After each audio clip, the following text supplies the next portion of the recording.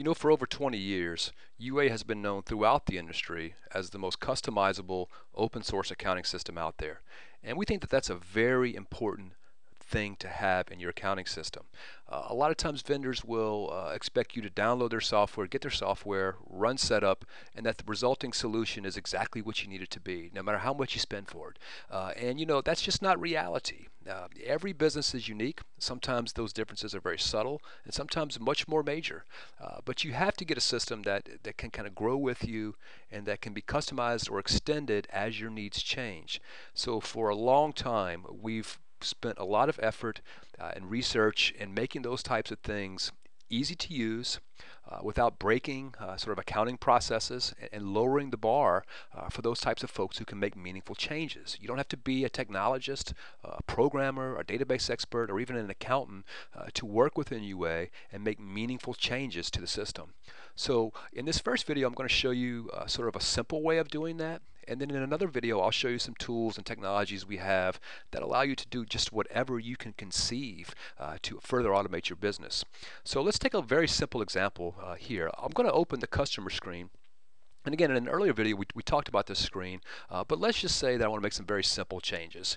For example, this currency field in the bottom right, obviously this is designed for folks who have international translation gain or loss, and it basically establishes that when we do a transaction for this customer, you know, by default, which currency are we dealing with? Obviously, you can change that at a particular invoice level, but that's what this screen is intended to be. But you know what? Not everybody needs that. Some people, it's just in the way. It's slowing down processing. It confuses people. It's intimidating. It's one more thing to manage that you'd prefer not to have. So let's just say one of our goals is just to simply do away with that architecture altogether. And let's say another simple example is that this customer type, maybe that is something that you do want to emphasize. It's very important. Maybe it prints on your invoice. Maybe it controls how people are billed when they're late, whatever the case may be. And you want your data entry folks to know that it's a very important field. So we want to put some emphasis on it. So let's take a look at this little simple two examples of how we can implement that type. So what I'm going to do is expand this navigation pane. Now, one thing you'll notice that the navigation pane appears for me. That is configurable. Obviously, you may not want everybody in your company changing screens or changing processes, but through the security administrator, you can very discreetly determine who can make changes and what types of changes they can make. Again, I'm an administrator, so I'm seeing this, but again, that's something that's very adjustable. So what I'm going to do is open my navigation pane and then right-click on this customer screen and go into Design View. And what that's going to allow me to do is see that same screen in sort of a backdoors design environment. So you can tell by looking at it kind of what you're looking at. The previous screen we saw was sort of the runtime version of this. Now you're looking at sort of the behind the scenes mode of this screen. Remember, we had two goals. One was to do away with the currency and to put emphasis on another field that was important to us, the customer type field.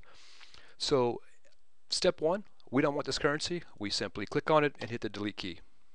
That's done. Just that simple. If I were to save this, that particular situation is solved. Now there's a lot going on behind the scenes beyond just deleting the visual field. There's processes involved. But again, when I save this, UA is smart enough to determine certain fields are no longer required, certain things shouldn't illuminate within the software, certain processes shouldn't get in your way.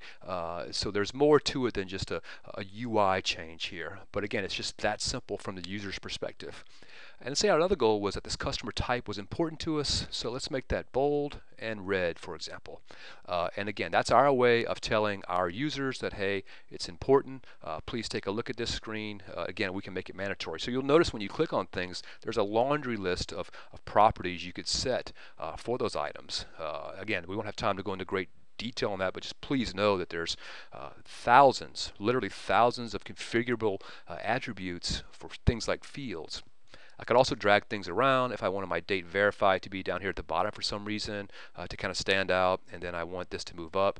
Maybe this is another important field for me, so I want to make that, you know, a much larger character so that I know that, hey, has this customer been verified?